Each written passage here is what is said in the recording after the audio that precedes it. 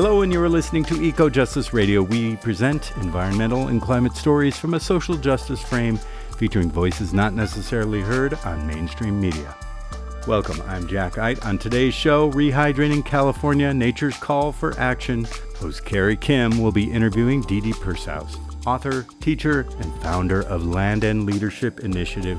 We also had her on the show earlier in 2025 and way back in 2022, so look out for those interviews, the latest being episode 244 on our podcast.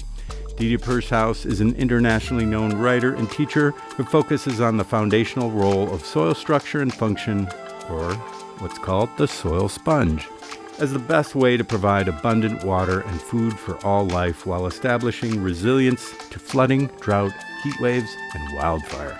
She's written 2 books, Ecology of Care, Medicine, Agriculture, Money, and the Quiet Power of Human and Microbial Communities, as well as Understanding Soil Health and Watershed Function.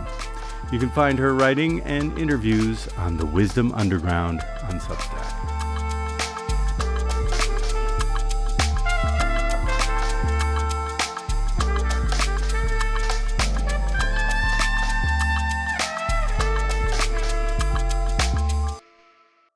Aloha, this is Carrie Kim. Listeners, we are grateful to once again have on our show internationally renowned writer, teacher, and educator Didi Pershouse of the Land and Leadership Initiative and the Wisdom Underground podcast, as well as the Can We Rehydrate California initiative. She is joining us today to talk specifically about the potential to rehydrate California and beyond. Is it possible? Of course. Without a doubt, for anyone who actually understands nature's cycles, the hydrological cycle and soil health. Didi will share the many ways we can allow nature to rehydrate California and beyond through clear action and changing how we engage the lands and waters. We thank the Tongva ancestors for their enduring presence, legacy, and stewardship of this region. Our show comes to you from the ancestral homelands of the Tongva and all of their relatives. And we invite you to align with and support the local indigenous peoples where you live, their homelands, their lifeways, and to uplift them for future generations in the ways that they need. Ours is an era that requires action, and we invite you to volunteer on indigenous restoration projects, to donate to indigenous causes and the land back movement, and to reach out to local tribal councils and the indigenous peoples where you live. It is an imperative for the continuance of their legacies.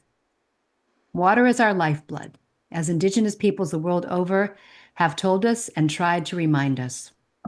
They remind us that we need to nourish our relationship to water and to honor, respect, and reciprocate to water in our daily lives and in our times. While water is abundant, we have, in a short amount of time, created scarcity and lack.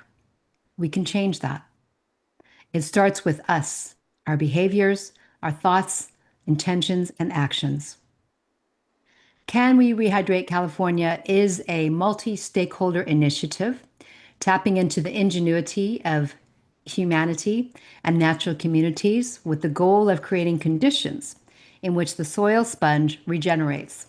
A fully functional water cycle is restored, and more people are involved in asking and answering questions about water. What could Rehydrating California do? Rehydration would reduce wildfires, raise the water table, improve water and air quality, lengthen the green growing season, moderate air temperatures, and restore biodiversity. Didi is joining us to explain more of all of that. So welcome back, Didi. Yeah, it's great to be with you again. 4th time we've had you on the show. So listeners, definitely do check out our prior episodes with Didi. There's much to learn. What would the world do without you? You are a remarkable voice, teacher, role model, and mentor for our times. You co-founded the Can We Rehydrate California initiative back in 2017, 2018 with Walter Yena, the famous soil microbiologist.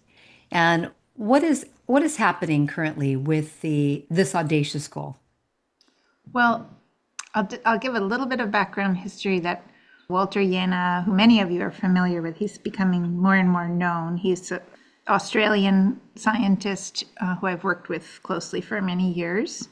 And he's one of the people who's really helped people see the whole water cycle and how it can improve how it can mitigate climate through land surface change rather than just through working on atmospheric gases. So through many, many different processes. And the process that we connected through was the soil sponge, which we'll get into today. Yes. I was already teaching about the soil sponge, but I didn't have that language for it until I met Walter. So how did you two decide on this initiative? I mean, what was the... Well, I think it was our maybe first or second conference that we hosted in Vermont in 2016. And at the end, we were kind of doing a classic thing that one does at gatherings like that, where you're kind of taking sticky notes and saying, okay, what should we do next, right? And everybody was putting their sticky notes up, saying, we should make a film, we should start an educational thing, start a new nonprofit. And at the end of that exercise, we were writing them all down, and Walter, in his classic, very funny way, said, hang on a minute, you've missed one. And he said, it's down here, down under, when he'd put it way down near the floor. And it said audacious goal. And he said, we really need, we need an audacious goal centered around an audacious question, because in some ways we've already tried all these other things. Right. He said, for example, can we rehydrate California? And that was kind of, we didn't go much further with it then. Right. But the question worked on me. And not long after that, I organized a speaking tour that Walter and I were on. Peter Donovan of the Soil Carbon Coalition joined us for parts of it. And so this was in 2018. And we went all the way from Beverly Hills up to Marin County, not the whole state, but we did multiple workshops where we talk about the soil sponge, talk about the hydrological cycle, talk about this sort of hydrological approach to addressing both climate mitigation, like cooling, but also resilience. Yes. And then we had these amazing conversations. And then that was that. A lot happened, but in many ways, California had already hitched its alternative climate approach to soil carbon and compost. So there was a huge focus on that, which I understand, because that, soil carbon was sort of my entry point into all of this. Sure. Yeah. But it was a little bit hard to pick that thread up. And Michael Kravchik from Slovakia also did a speaking tour around the same time. So there was a lot of focus on water, but it didn't really fully kick in. However, there were people across the state who heard those talks. Right. And we're it was in the background. Many people took my 5-week soil sponge class, which we're doing again in September. In case you're interested, you can look at landandleadership.org. That will be posted within the next week. And we're able to dive in deeper into that topic. But then came along the LA fires, the recent LA fires. And I was already connected with Linda Gibbs and Angela and other folks from and Lily from the Soil Sponge Collective. Yes. Who had I guess Linda had taken my course long ago. So I said, let's do some gatherings online, because I'm in Vermont now, and see how do we connect the dots again? Right. Because it really is very much about natural processes that we have interfered with. There are some major narratives around fire. Yes. That they're not, it's not that they're untrue, it's just that they're partial. So one is that we've changed the climate through atmospheric gases, through carbon dioxide, et cetera. And therefore we have more fires. Right. Right. Where the forests are, more flammable because they're drier, and climate change is heating things up and drying things out, and therefore we have more fires.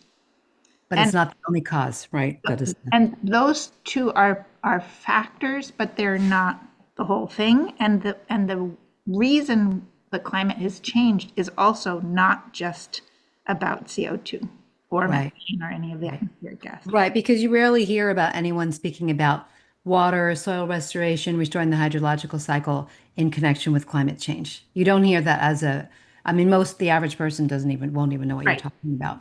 So right. why is that? So, And also interestingly, most people don't know, there's a lot of focus on protecting vegetation or protecting forests that goes up against the current thing of like, we got to get rid of all the vegetation. right, clearing everything, sure. Uh-huh.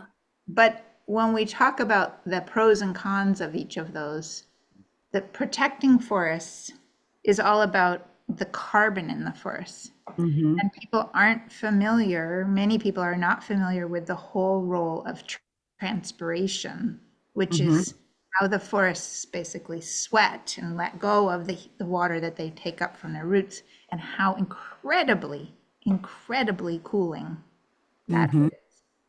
So, it seem natural that we would be doing these massive tree planting campaigns, given all the amount of forest that we've lost. I mean, we've lost roughly in California alone, something like 30% of forest cover Mm. just from 2021 to 2024, which Yeah, is, and instead of replanting, the focus now is on cutting more, and not yeah, just cutting forests more and thinning the forests more, which I'm not opposed to some amount of thinning. There are cases where that might make sense, hmm but the kind of thinning that is often happening or being proposed is really logging. It's really, and logging, nothing yeah, wrong with logging, yeah. but like it's Like clear cutting. closer to clear cutting, right? And then there's also these new laws coming in about cutting away the vegetation around houses much more dramatically than is already done. Right. And you're talking about also like chaparral and different And the neighborhoods and chaparral and also, yeah, and urban trees, etc. yeah, because I know a lot of that has happened actually post Eaton and Palisades fire. Or they will take trees that are still living and they'll just take them anyway, or they'll take them because there's money involved. They actually, in some cases, will make more money by cutting the tree than saving a tree or Because, leaving a tree alone. and you're saying in a neighborhood? Well, I mean, just I know Angela was sharing that certain places, and I don't know if she meant in an urban environment or whatnot, but they are incentivized to cut the Mm, trees. okay. Yeah, and I know up Yeah. in post-burn forests also that happens. We had Maya Kosla on the show. She's a biologist and was saying for the biomass industry, which is like what you're saying, they burn it up, use it as pellets, ship it off, and it's a big industry. And they will take living trees that really shouldn't be cut, but they Yeah. kind of just take the whole thing. Like you said, it's Yeah. more like clear cutting. Yeah. Speaking of biomass, I don't know if this is true so much on the West Coast, but I know that in the southeastern United States, Hmm the forests are being really, really deeply cut, and they've proposed it in the Northeast where I live, in order to make these biomass pellets, send them to Europe, burn them to Make make energy. well, to Oh no, you're something else. actually create solar panels. And Right. if you like look at the whole Yeah, thing, it's insane. It doesn't make I sense. mean, I Yeah, mean, even if you're just looking at a carbon budget, it doesn't make sense.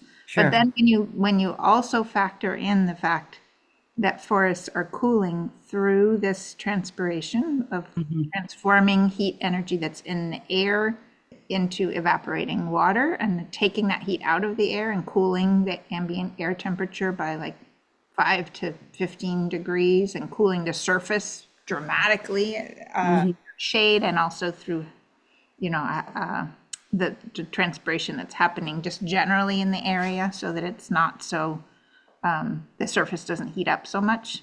hmm So anyway, there's yeah. Sorry. Yeah, there's a lot to talk about I in get that a little regard. worked up about this. Sure. Well, I mean, we all do, I think, when we talk about it, because we do know that it goes back to Bill Mollison about the solutions remain embarrassingly simple, and the Mhm. things that we're doing are contrary to what happens in nature. And I'm wondering, what is, though, given all this, what is the good news about regeneration that we are not hearing about. We do know that these things are happening, about the biomass fuels, the clear cutting, a lot of ignorance and a kind of willful ignorance or deliberation, conscious actions that would go against the grain of how to be fire resilient that actually don't make sense. But there is still good news happening. And what is that? I'm sure you know some. I mean, I think there's a number of things, and we've been meeting. I think we've had 6 or 7 meetings online, like mini workshops with Rehydrate California now, which anyone is welcome to join. You don't have to be from California. We had recently one with Brock Dolman from Occidental Arts and Ecology Center. Yeah. Had great success after 20 years of changing policy around beavers in California. Not just him, but his whole team. Bringing beavers back to California is a big step in terms of rehydration, in terms of even just the mindset of it. Sure. And then building on that, Occidental Arts and Ecology Center is now also doing something called the Fuels to Flows program, where they're saying, if you're going to cut and thin, then A, do it wisely. Don't just, cut as much as you possibly can. But B, let's take the remaining biomass, like the leaves and branches, et cetera. Yes. And instead of burning it, which is what's typically done, or just piling it up randomly somewhere, let's use it to stuff gullies and catch water so that we actually are rehydrating that forest. And slowing and help offset the drying out that's likely going to happen from the thinning. Though I'd still say that less of that thinning would rehydrate. Sure, better, exactly. So. Are there ears depending on the context? What's that? Are there ears hearing you on that as far as less thinning? I think there's a huge movement, but as Brock said, it tends to be split like everything these days into the people who think that we need to like really get rid of trees in order to prevent fires. And I think there's a lot more to be said on that. Right. Versus the people who say don't touch anything. Right. And that just like with holistic management, this is what the metaphor that Brock was using, that just like with managing a pasture, that it's not about do you graze it or don't you graze it? It's about when do you graze it? When is it ready? How much, etc. It's more refined. It's not absolutes. People tend to go to these absolutes. And it's very context specific. So there's a huge difference between managing a monoculture tree plantation and the flammability of that, and managing an old growth forest, managing a regrowth mixed forest, and where is it in the state? Is it in the north? Is it in the south? Etc. So all of that is like a big learning process. Sure.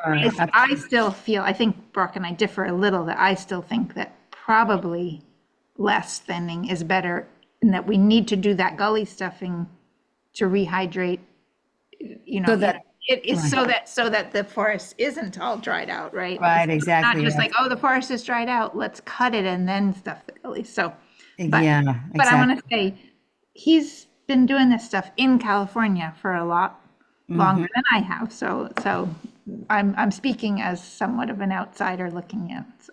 I'm wondering if you could briefly speak about the benefit of beavers, because some people don't even think about it because it's been so long that the beavers have not really been around, I would say, that people often don't really credit the beavers for how much they actually do for the ecosystem.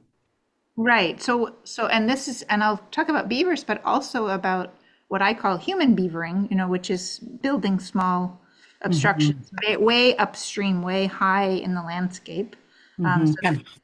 Helping, whether it's even just throwing a few sticks into the stream or actually building, a check dam, or there's different names for it. It's often called low-tech process-based restoration, but human beavering is a little easier to talk about, or just beavers beavering.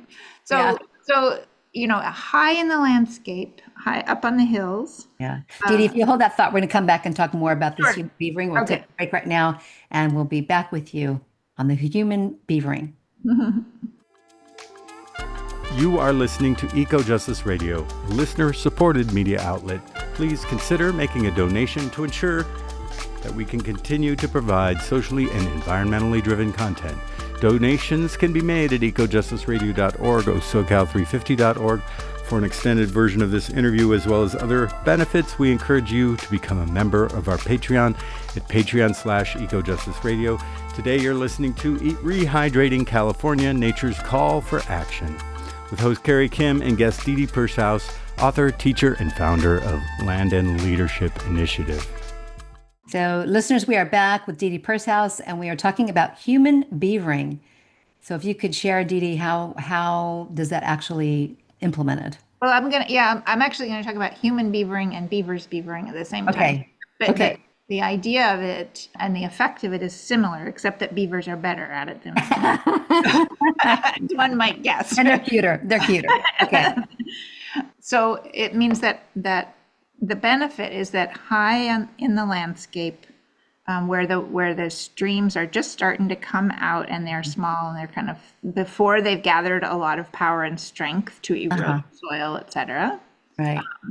We can slow down ourselves. We're using beavers. We can slow that water down, sink it into the ground, and also collect the silt, the organic matter, what would be eroding from the hillsides. Right. Over time. And in the case of the beaver dams, they are usually kind of designed to fail, but last for a long time, but ultimately fail.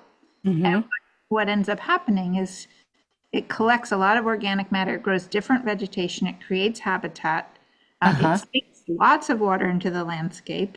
Right. And then when it fails, you have this beautiful thing called a beaver meadow that is a new ecosystem. And so you end up with this patchwork of amazing little meadows and streams and et cetera, and sort of a multi-layered, and each of them often is sort of flat. So it takes a totally sloping landscape and turns it into almost like terraces. Got it. And that means that then the water that does fall, whether it's before the dams have broken or not, it's being captured high up in the landscape, which then slowly percolates down through, and you end up with a long-term rehydrated landscape. It's amazing.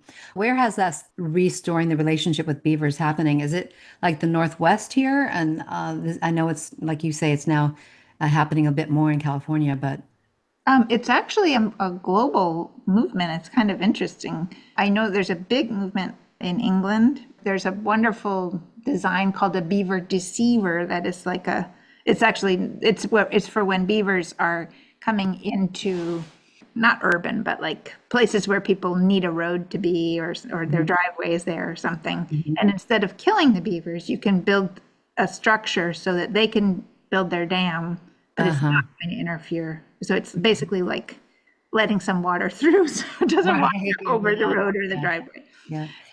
There's some wonderful books on the subject. The Eager by Ben Goldfarb. Okay. One I'm most familiar with, but there are several others that have come out recently that we could probably put in the show notes. Yeah, we can share with the show notes for sure. And then human beavering. So this is what we were talking about, the human beavering. And is there a certain amount of slope that's really required for this to be effective? No, any stream that's not moving too fast, you can do this in, and it's best if you're not having to cut a lot of trees to do it in places where there's already a lot of fallen trees and branches that are on the ground, or someone else has been cutting and there's stuff left.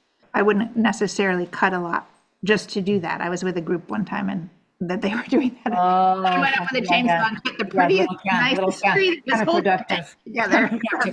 Yeah. But could you speak about that check dam project you're working on in Vermont? Well, so we just had a meeting the other night about preventing flooding in the town of Stratford, Vermont, which is next door to me. It was like a community resilience meeting, and we had about 40 people show up. One of the things that people were really excited about trying was doing this upstream at the very beginnings of these bigger brooks and rivers that tend to flood. By the time the water reaches the river, it's more either moving underground or it's slower. It doesn't have the power to knock out, Exactly. Yeah. So one thing to say is one needs, in most places, you need a permit to do this. So you don't need a permit to just throw a branch in a stream. Right. But if you're going to actually build a structure. The size, and the scale of it. Right. But one of the things Brock's been working on is making that permitting easier to do that kind of work. So in California. Yeah. And the gully stuffing sounds pretty much like a similar thing as far as the gully stuffing, maybe. Gully is a place where water has moved through, but there isn't usually running water other than when it rains, or maybe not even any anymore. And so there, it's like a layer cake kind of thing that you're building up something in the gully that then helps to slow and sink the water there. And then the trees on either side become healthier and more vegetation can grow that can help. So when it does rain or where there's erosion and you have the gully, yeah. Yeah. You know, Alpha Low, whom we've also had on the show, he had shared that when thinking about water, it's important to start thinking globally and atmospherically.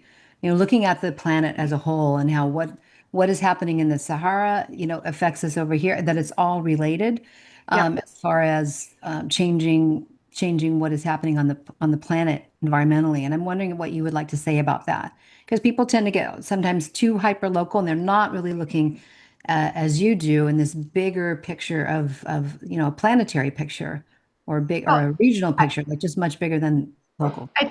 I tend to look either locally or regionally, but I do think that there, I mean, I know that the amount of rain that comes to California or to Vermont or anywhere else is affected by the amount of vegetation or forests or, you know, or rain, et cetera, that's moving through other places. So one thing I've been talking about is the need for like rain diplomacy.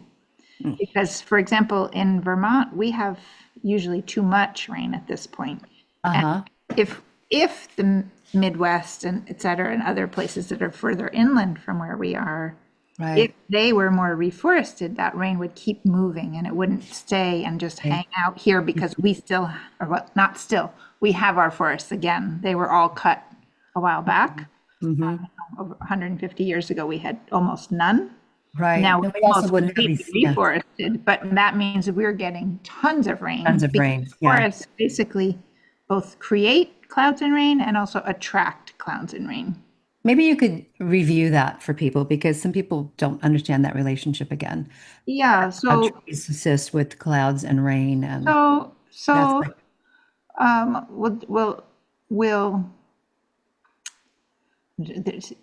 there's always a question of where do you start, because it's all happening when. But okay, let's. So we'll start with the fact that both over land and over sea, there is evaporation happening, right? And that evaporation, when it's coming out of trees and plants, it's called transpiration or evapotranspiration, and that is water that is changing from a liquid to a gas. And that also happens over, you know, soils if there's sun is out and the water is evaporating. And it also happens over the oceans. A tremendous amount happens over the oceans because there's a constant supply of water there. And then pretty much all plants and also microbes. But let's start with the plants. So forested landscapes, as well as other diverse landscapes, also emit particles, particularly with their transpiration, but it's also like fungal spores from mushrooms, and pollen and other things like that, that float in the air. Yes. It includes microbes. So the sky has a microbiome. And those take that water vapor that is a gas that's invisible and can condense it back into a little suspended water droplet in the air. And that's how we get mists that rise up from forests and fields. And when you condense enough of them, you start to get clouds. And certain kinds of things will make those big puffy clouds, right? And this happens also over the oceans from the plants in the oceans, the phytoplankton, et cetera. And there are bacteria that also live in there, and they go up and they help to create these clouds. And there are certain bacteria that can condense enough droplets to make them heavy enough to fall back down as rain or snow or ice, etc. And again, it's these incredible relationships between all of life that's making this happen in the air. And if you have a landscape that is not very alive, you don't have the evapotranspiration. You don't have mist and cloud formation. You don't have the rain and snow formation. Yeah, the whole cycle is interrupted, right? The whole Right. all the relationships between them.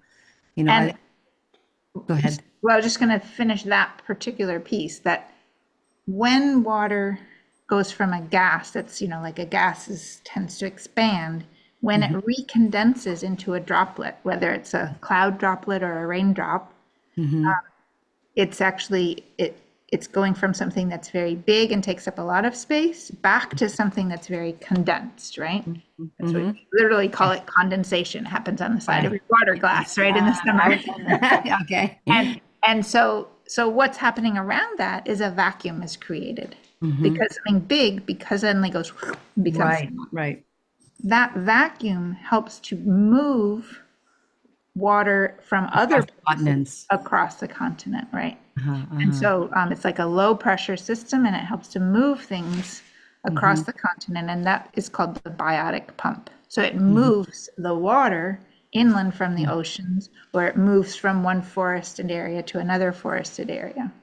If you have just an urban area like with no trees, no plants and no grass and lots of pavement, then you have a big high pressure heat dome that actually pushes the clouds and rain away.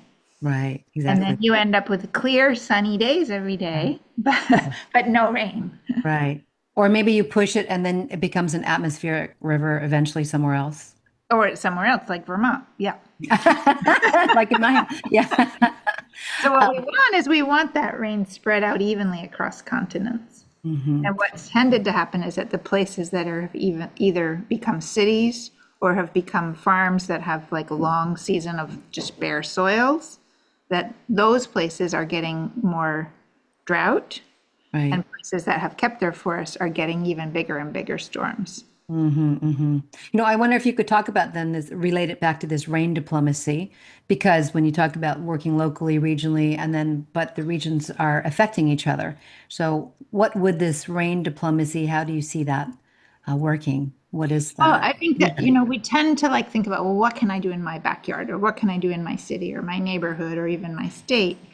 But if you are surrounded by dry states or, the Death Valley or whatever, there are limitations to what you can accomplish because things are stuck and not moving. And it's interesting, and I don't think I'll be able to explain this well, but, it's different how things are happening in California on that coast than it is on the East Coast, like in Massachusetts, et cetera. We have an ocean on either side, but California has more of a Mediterranean climate, whereas we on the East Coast, Northeast and Southeast tend to have precipitation year round. Right. Can you speak about that? When you get into that, then you're starting to get into some of these larger, more global cycles of how things move. So it's not just about whether you have a forest.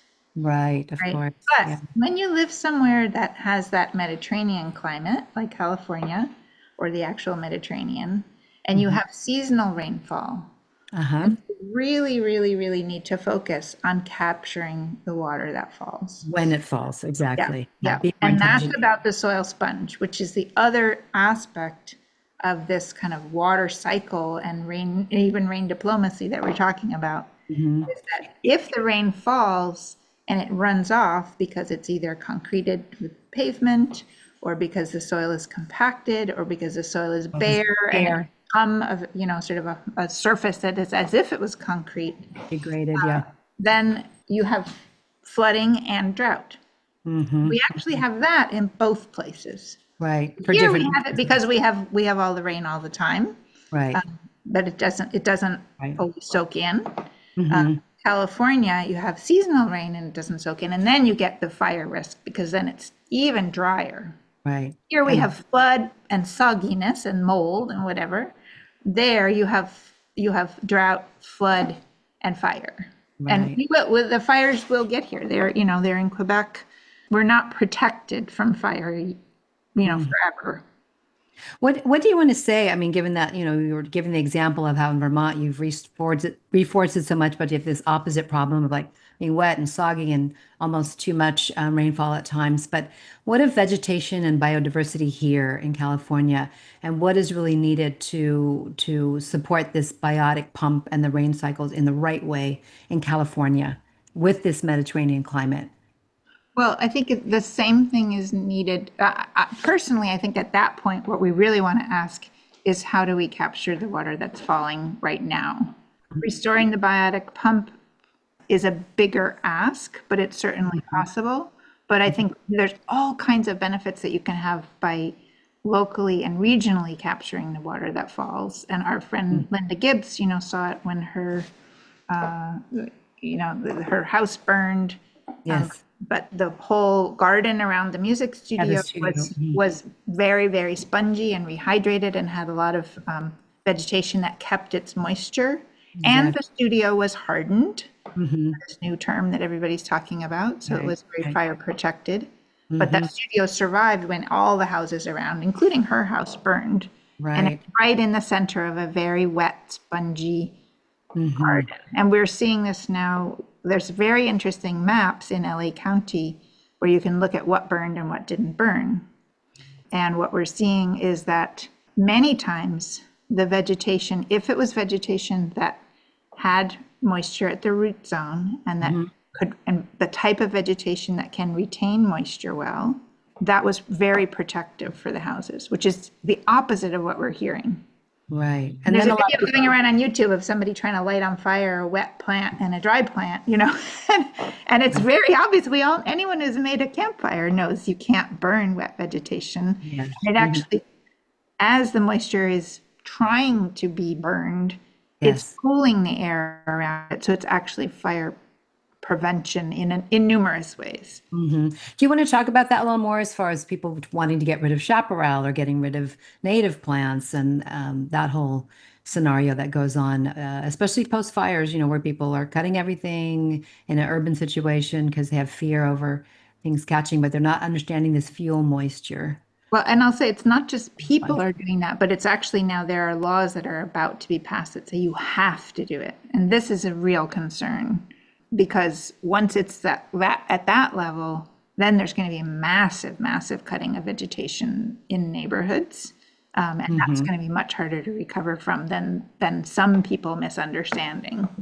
Right, so, right. To be honest, I don't know the California plants well enough and sort of ecosystems. So I know that the chaparral, there have been studies that have shown that the chaparral is, that cutting the chaparral and letting other stuff grow up is going to be worse. Right. In that case, is current being made as we speak.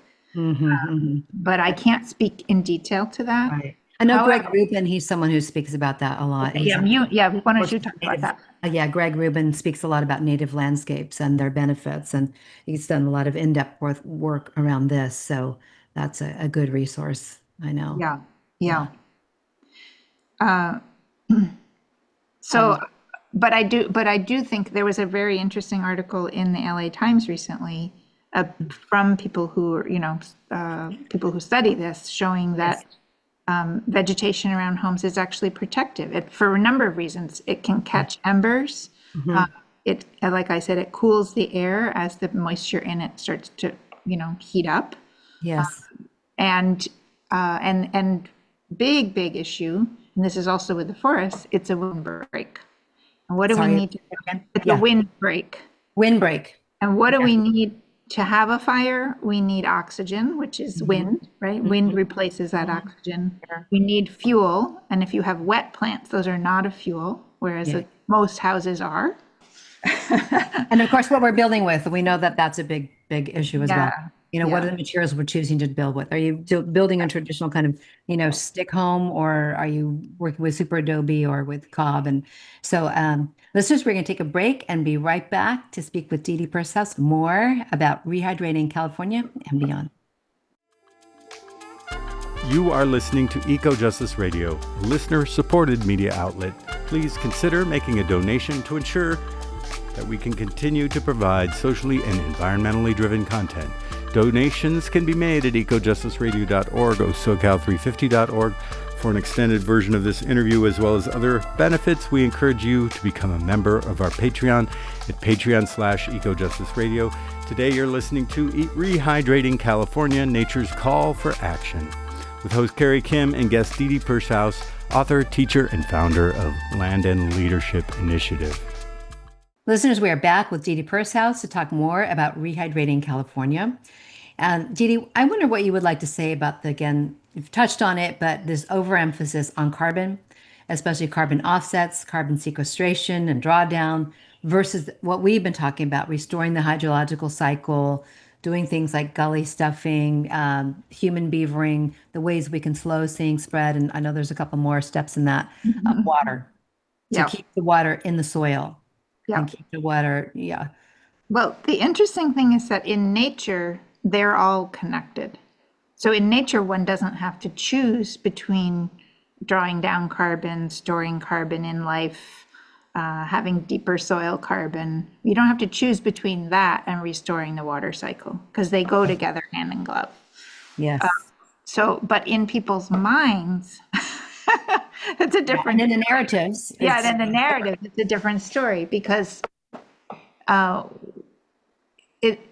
this is very interesting that if you go back in time, and Rob Lewis, who's in the Pacific Northwest and writes on Substack, has written really beautifully about this, as has Alpha Low. What was the name again? I didn't catch the person's name.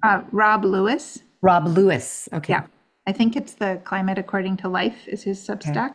Okay. So he wrote a series of articles called Miyan Miyan and the Mystery of the Missing Mediterranean Storms. Yes, I've seen that. And Walter Jena has been talking about this for many, many years as well. So we've kind of heard it through Walter, but then Judith Schwartz wrote about Miyan Miyan. Rob Lewis picked that up. So people are starting to unpack this thing that was sort of a rumor, and now it's like, oh, no, this really is true, that before CO2 and the greenhouse effect became such a big part of our public consciousness, there were two legs of climate study. And there were conferences on both, and there were journals on both, and there were people studying both. And one was on the atmosphere, right, on the greenhouse effect. Right. And the greenhouse effect you can think of as being like the lid on a cooking pot. It's not, it's actually all around us. It's in the air right around us right now. But it's what's holding the heat that collects during the day from the sun. So it holds it in. And if it doesn't escape back out at night when the sun's not shining, then it tends to warm up and warm up and warm up, right? Or even just during the day, if it can't sort of radiate back out to space, we end up with warming, right? And we're currently at like 3 degrees or something like that, warmer than it has been for a long time. So average. The other aspect of climate is the land surface change. And like I said, there were whole, departments and universities dedicated to this, dedicated to the study of how land surface change has changed the temperature and the weather and the, and the floods and the droughts, et cetera, of the globe, and also regionally. And so those were both very respected fields of study. Yes. And that land surface change is the equivalent of the flame under the pot. So if you want to cool down that pot of boiling water, you can take the lid off, which is like reducing the amount of greenhouse gases. And that we know will cool things down some. But you can also turn the flame. You can even leave the lid on. If you turn down the surface temperature, you could still have the gases and things. Also, yes, and I'm not suggesting that we don't need to focus on address it at all. Sure, yes. We need to focus on both. But there's a balance. What's interesting is that turning down the flame is probably, almost definitely, a faster approach, and one in which we have a lot more personal agency and local and regional and state agency, et cetera. And incredible other benefits that come with that as well. And incredible other benefits, including drawdown. right? Yeah. Including that those greenhouse gases now have life to go into Yeah. and then kickstart the water cycle through living systems. So Including feeling more at peace and healthier. yes, and having more biodiversity, having Easier more to breathe. beauty, right, and by restoring the land surface, and by that I mean biodiverse vegetation Soil everywhere. sponge. Okay, and the biodiverse vegetation grows the soil sponge, and the soil sponge supports the growth of more diverse vegetation on farms and fields and forests and our backyards and our rooftops, wherever. And so as we're doing that, how do you grow more plants? How do you grow more vegetation? How do you grow more trees? You take CO2 from the atmosphere, and we don't have to do it. The plants know how to do this. Yeah, exactly. You take water from the roots, from the soil sponge. So the water comes up from the soil sponge, CO2 from the air, sunlight, solar power that we have plenty of in the sky just from the sun. We don't need any technology to use that solar power. And that is how you grow a plant, a tree, whatever. And so all that CO2 in the atmosphere is now in the life.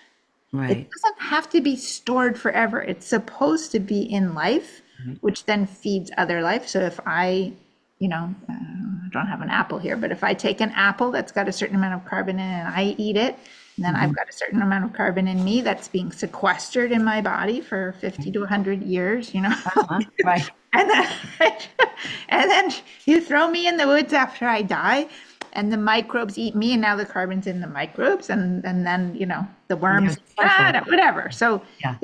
it keeps moving from one life form to another, and we breathe some of it back out. But if we live somewhere where there's vegetation around us, as soon as me or the microbe or my dog or whatever breathes out, that CO2 is getting taken up from the underside. Even inside, we can do this from the underside of the leaves of the tree and turn back into vegetation, which somebody can eat, right?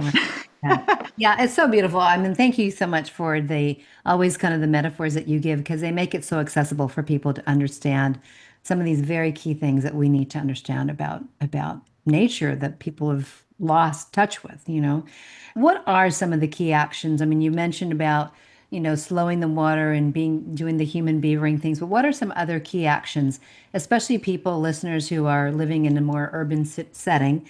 How can we engage in our daily lives to benefit the health and the balance of these cycles of which you speak? Because we're all part of it, but there's many actions that people can take. I think that's part of the problem with the kind of carbon narrative is very disempowering. It's sort of like comparing to you instead of there's many things that we can do to restore the way things have become imbalanced. Yeah, and I'll just speak to that a little bit for a minute, the disempowerment. With the carbon narrative, which I don't mean narrative like it's not true, it's just that side of the story. Yes, exactly. What we're being asked to do is to buy things, solar powers, Teslas, whatever, right? We're being asked to stop doing things, to stop using so much, stop doing that, or to fight, right? To fight the big oil companies, to fight this, right? Those are all actually stress responses.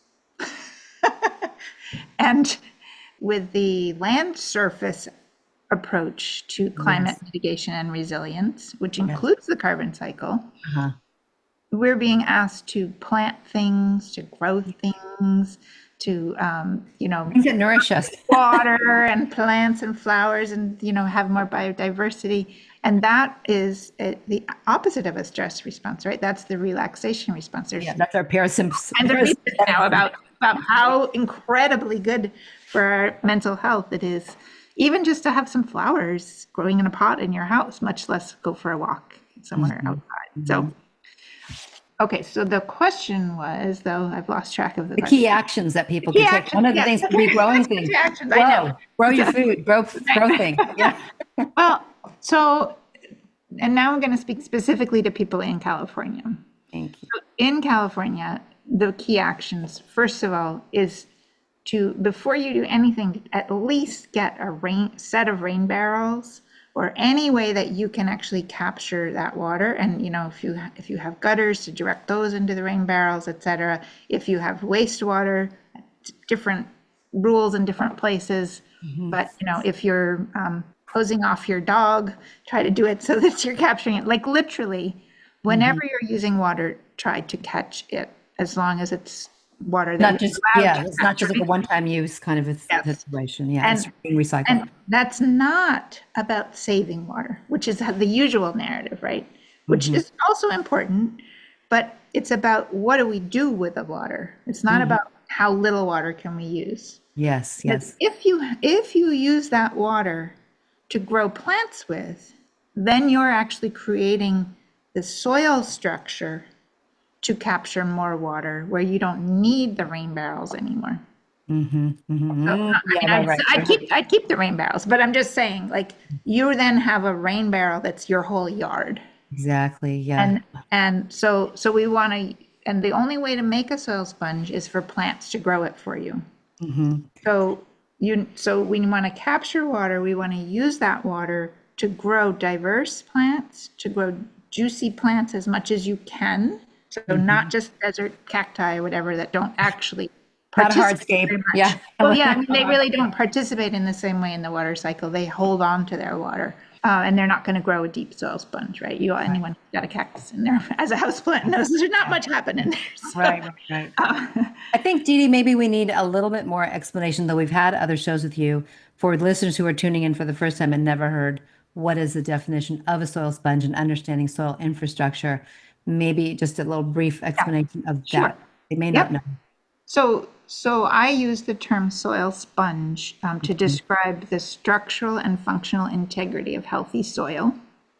And healthy soil should be this matrix that has both minerals, like the sand, silt, and clay, little pieces of broken down rocks. And then there's pore space in between, because those little particles have been stuck together into little, what we call aggregates, and strung together with like plant roots and fungal hyphae, all these little threads, so that it's actually is a very porous matrix. And the metaphor that unhealthy soil is like flour, that's soil that doesn't have that structural or functional integrity. And healthy soil is more like bread. And a lot of agronomists talk about healthy soil is like chocolate cake, that you can see the pores in there. It's like crumbly in a way that's not, it doesn't just pour through your fingers or like be like a big lump of clay. It has a structure to it that has like little aggregates, little things that are stuck together and space in between. Yeah. So just like a sponge. I mean, when you say just like a sponge. So it's like literally like a kitchen sponge, but it's a little bit more crumbly than that. And when you pour water onto flour that is not a soil sponge, right? Or onto soil that's degraded like that, right? It's either going to be very like slip through your fingers, or it's going to be like a lump of clay. And in either case, the water is going to run off the way that it does when you pour water onto flour. If you're baking, it doesn't soak in. Right. Doesn't penetrate. And we've done that through concreting things, but we've also done that through degrading our soil or through compacting our soil so that it's not spongy anymore. Yeah. And so then we get drought, because there's no water at the root zone for plants. We get drought because we're not running that local water cycle, so we're not attracting rain. So there's two kinds of drought, right? One is that you don't soak in the water, and the other, you're not attracting the water. We get flooding because it's running off. We get erosion. We get landslides. And if you don't have water at the root zone for plants, you get heat waves because the plants can't transpire, can't cool the air. And what else do you get if the plants dry out? You get fire, right? And you get a fuel buildup because the plants and trees are more unhealthy. They're not green as long. So like the grasslands get turned brown and flammable. The trees get disease prone because they're drought stressed. And so then they die and you get more fuel. And then when those branches fall or the leaves fall and they fall on dry, compacted, bare ground or on pavement or whatever, they don't break down because there's not enough moisture for the fungal communities to break them down. And so It's all about the water. right? So you end up with just all of this fuel sitting around. Whereas if you have that more bread-like spongy landscape, or a soil sponge is the shorthand we use for that, then that water's all being soaked in when it rains. It does not fall apart because those biological glues and threads hold everything together. You don't have flooding, you don't have erosion, you don't have drought because the water's being stored underground and slowly brought back up through the vegetation. You don't have anywhere near as much heat waves. It cools the surrounding air by sometimes 8 to 15, 20 degrees. Right. There's some really great studies recently from England about that, about the incredible cooling power of vegetation. Even just like city parks, etc. But only if there's water at the root zone. Right. Oh, I love that. If you have a soil sponge. Very important. You don't have a fire, and you don't have as much fire risk because those, that wood in the soil and the vegetation. Trees have enough the trees have enough moisture. The moisture doesn't burn when it's in trees, and when it does fall to the ground, it rots, right? Instead of turning into more fuel.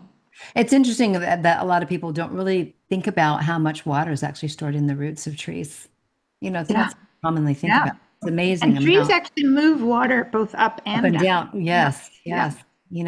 Didi, what would you like to say? I mean, we have a couple minutes left. What have we missed? Because you've been at this for decades now, working on climate, the soil sponge, all these different side issues around it. And I'm wondering what needs to change now? Like, what's different from then to now?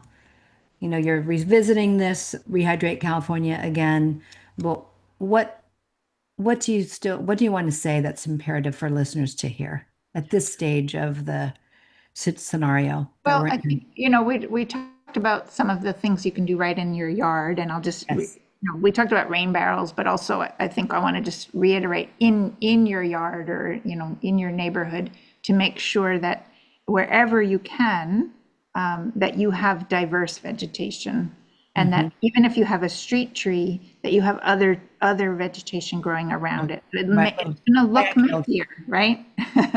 And that as long as you have enough water to do this, and which you will have if you reuse that water that you use to give your dog a bath. As long as you have enough water that you let your lawn or whatever grow taller also, because that's also cooling, it's more shading, it's providing that transpiration, it's more storage space for moisture, and it will grow a deeper cell sponge because diverse vegetation grows the sponge. So that's fun. Little ponds, etc., helpful. We're learning how to do these check dams and human beavering and gully stuffing, very helpful. But I also want to say, in terms of just action, there's a big push right now to change the rules that you can't have vegetation, that all vegetation around houses is a problem. And that is something that we really need to push back on, point people to the research that was there's some good articles, one in Wildlife News, one in the LA Times, et cetera, about the protective power of vegetation around houses. We have photos now from the fires of houses that the vegetation was all green after the fire, and the house, on one side burned because it was moving that way, and then the house on the other side of the hedge didn't burn because the embers got caught in the hedge, for example. Well, we will post all that in the show notes, some of those articles that you're talking about, because the education is so critically important for people to have so that they can enact it. Like when you say people can't really address something if they don't really understand what is the problem, or they don't understand what is the root cause, but if they do know, then they can change the behaviors, and they can, Absolutely. Yeah. One other key thing, there's something at a national level called the Fix Our Forests Act.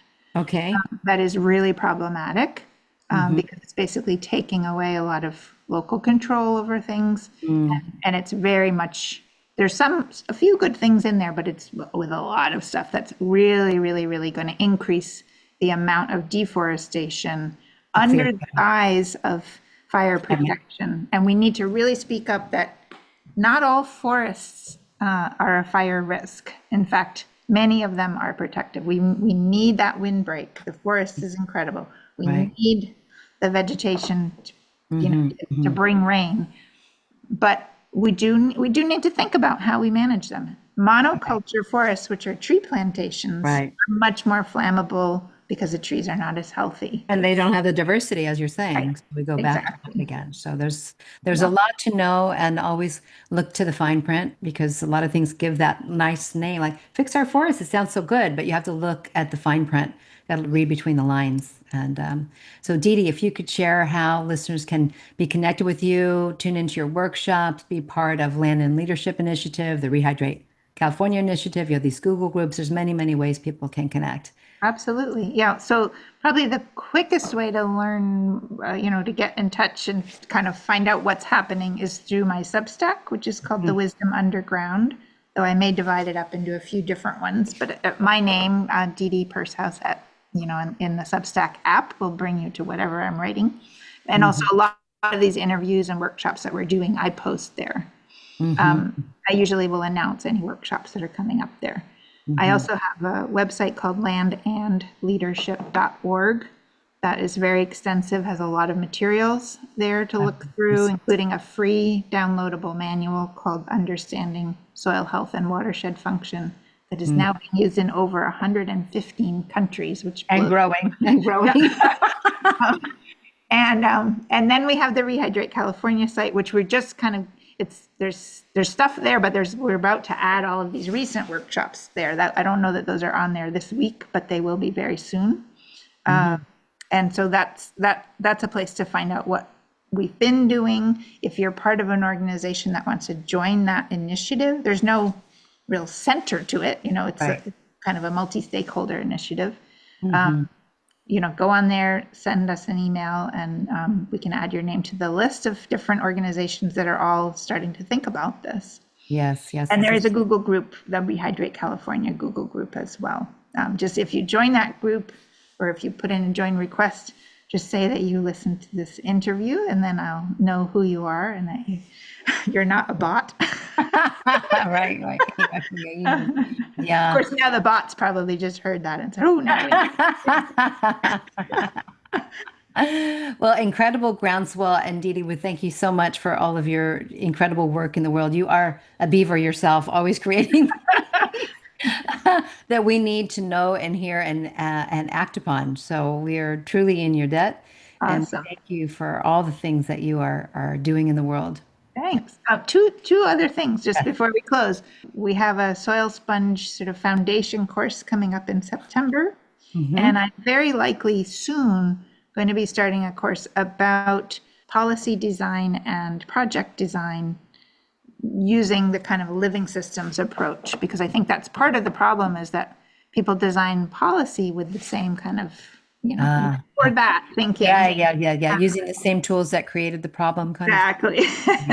We go anywhere. Yeah. Okay. So yes, if you join the Substack, you'll hear about both of those. So. Yeah. And also Land and Leadership Initiative has a lot of, has all this information too. That's kind of a core place. Absolutely. Yeah. And that's landandleadership.org. It'll be in the show notes. So thank you so much, Carrie. Always great to talk to you. And we just keep going. Yep. Carry on. Thank you, Didi. Thank you to our guest, Didi Pershouse, and thank you to our listeners for joining us. This has been Rehydrating California, Nature's Call for Action. For an extended version of this interview, become a member of our Patreon or visit our website at ecojusticeradio.org. Please connect with us on social media at EcoJustice Radio, SoCal350, and Wilder Utopia. If you like what you've heard and you want others to be informed, subscribe, share the episodes, and help us continue our efforts by joining our Patreon or making a tax-deductible donation to the show at ecojusticeradio.org and SoCal350.org.